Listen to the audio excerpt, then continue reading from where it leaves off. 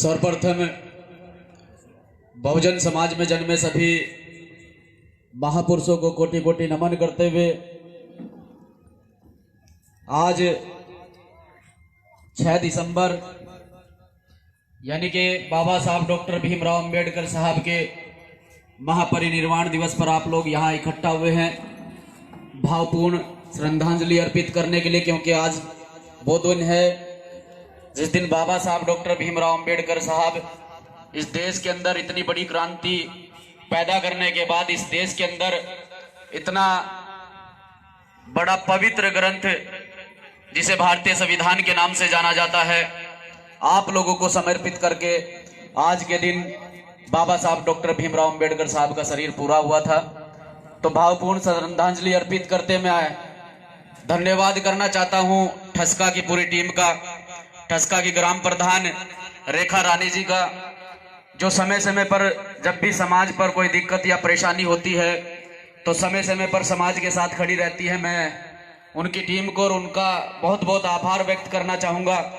और मुझसे पूर्व जो वक्ता बोल कर गए हैं हमारे गुरुजी, हमारे आदर्श, हमारे सम्मानित पेशे से वकील भी हैं और हमारे गुरुजी हैं जिन्होंने मुझे इंटर के बाद जब मैं पढ़ाई शुरू की, कंपटीशन की तैयारी की, तो हमारे गुरुजी हमारे समक्ष बैठे हैं। मैं उनका बहुत बहुत आभार व्यक्त करता हूं, बहुत बहुत सम्मान करता हूं कि उन्होंने मुझे इस प्रकार की शिक्षा दी कि उनकी शिक्षा से प्रेरित होकर और जितने भी महानुभाव यहाँ पर बैठे हैं, हमारे रणवीर भाई, हमारे गुरुजी और भंते जी यहाँ पर बैठे हैं, इन सभी लोगों से प्रेरित होकर हमें भी लगा कि हमें समाज के लिए कुछ करना चाहिए, समाज के लिए बाहर निकलना चाहिए, क्योंकि एक ऐसी महान शख्सियत जिसे इस देश के साथ साथ में पूरे विश्व भर में पूजा जाता है, पूरे विश्व भर में सिंबल ऑफ नॉलेज के नाम से जाना जाता है, बाबा साहब डॉक्टर भीमराव अंबेडकर साहब। हम उन्हीं के खून हैं, उन्हीं के वंशज हैं। तो बाबा साहब ने समाज के लिए इतना कुछ किया है। बाबा साहब ने समाज के लिए कभी भी अपना सुख चैन नहीं देखा, कभी भी अपना घर परिवार नहीं देखा।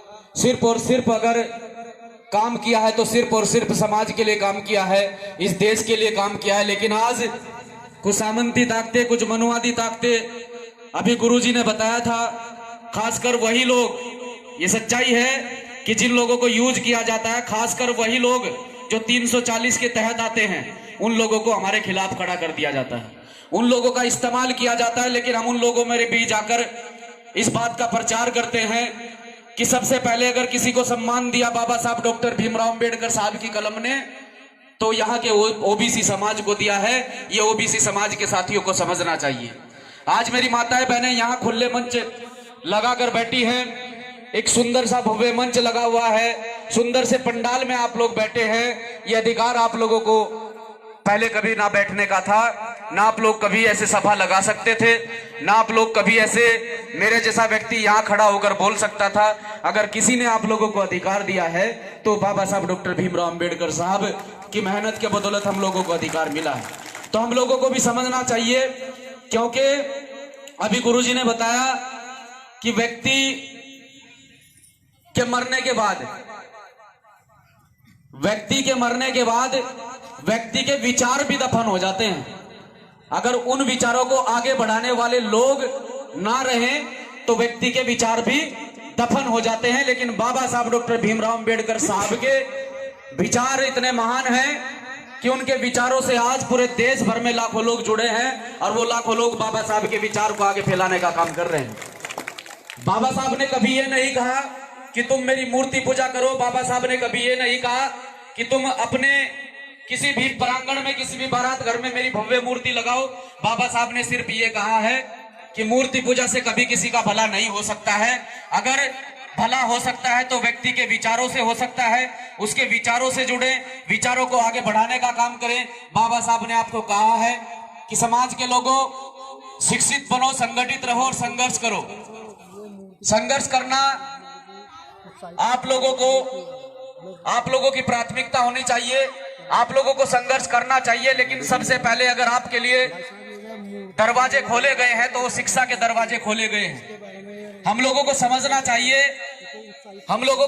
चाहिए कि अगर हम अपने बच्चों को अच्छे से पढ़ा लिखा कर आगे भेजने का काम करते हैं और कहीं वो अच्छी नौकरी पैसे में चले जाते हैं, अच्छी कुर्सी हासिल कर लेते हैं, कहीं अधिकारी कर्मचारी की पोस्ट पर बैठते हैं, तो कहीं ना कहीं उनके अंदर समाज की पीड़ा होगी। जब उन्हें मिशन के बारे में बताया जाएगा, क्योंकि समाज की पीड़ा भी वही व्यक्ति समझ सकता है जिसने बाबा साहब को जाना हो और जिसने बाबा साहब को माना हो, बाबा साहब को पढ़ा हो। क्योंकि बाबा साहब एक वो समंदर के समान है जिस समंदर की गहराई मुझे लगता है नापना नामुमकिन है, तो बाबा साहब भी उस समंदर के समान है कि जितना बाबा साहब के विचारों को आप लोग ग्रहण करोगे उतना अंदर तक आप लोग जाते रहोगे। कभी बाबा साहब के विचार खत्म नहीं हो सकते। आप लोग थक जाओगे लेकिन बाबा साहब के विचार खत्म नहीं होंगे। तो आप लोगों को अपने घरों तक, खास तौर से जो मेरी माताएं बहनें यहाँ पर बैठी हैं, क्योंकि आज मुझे मौका मिला बोलने का और सीमित समय में मैं अपनी बात रखूंगा, क्योंकि उसके बाद भंते जी यहाँ पर बैठे हैं जो आप लोगों को बहुत अच्छी तरीके से समझा कर जाएंगे। बस मैं इतना कहना चाहता हूं कि फालतू के डंबरवाद में पढ़कर कभी भी अपना जो आपने मेहनत मजदूरी करके पैसा कमाया है उसे व्यर्थ ना करें। बाबा साहब ने एक मिसाल कायम की है। 14 अक्टूबर 1956 में नागपुर के अंदर बाबा साहब ने धम्म दीक्षा लेकर इस मनुवाद पर इतनी गहरी चोट मारने का काम किया कि इस मनुवाद पर इतनी गहरी चोट मारने का काम किया कि आज तक मनुवादी बाबा साहब के सबसे बड़ा विरोधी इस देश के अंदर अगर कोई बाबा साहब का विरोधी है तो मनुवादी है। तो सबसे पहले आप लोगों को इस ब्राह्मणवाद को, इस मनुवाद को अपने घरों से निकाल कर बाहर फेंकना होगा और बाबा साहब डॉक्टर भीमराव अंबेडकर साहब के विचार अपने घरों तक लाने होंगे। जिस दिन आप लोग पूरी तरह से बाबा साहब अंबेडकर साहब के विचार अपने घरों तक ले आते हैं, उस दिन आप बाबा साहब के विचारों पर चलने का काम भी करेंगे, बाबा साहब के विचारों को आगे बढ़ाने का काम भी करेंगे, अपने बच्चों को शिक्षित भी बनाएंगे। अभी हमारे गुरुजी, हमारे आदर्श वकील साहब ने बताया, जुडिशरी में हम 0 हैं। जहां हमारे साथ जाति होती है और जहां हमारे साथ न्याय भी होता है, तो आज के समय में हमारे साथ न्याय नहीं होता है, हमारे साथ जाति होती है।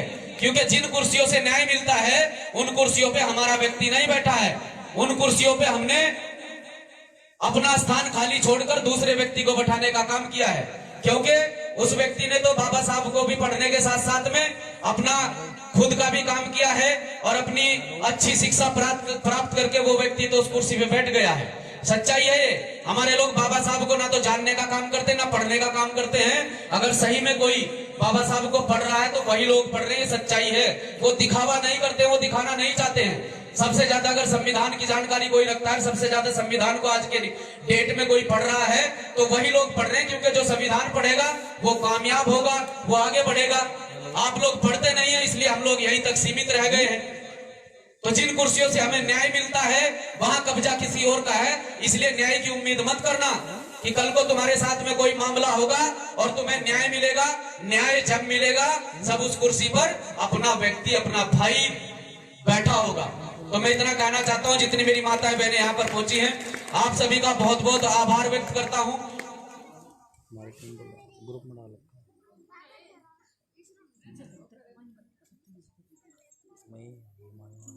गुरु जी बता देंगे।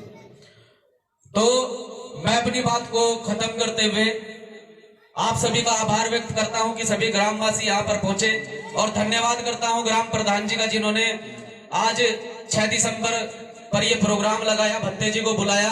कुछ अच्छा आप लोगों को सुनने को मिलेगा। जय भीम, जय भारत। धन्यवाद मैक सिंह भाई जी, बहुत अच्छी बात आपने समझाई। बाबा साहब ने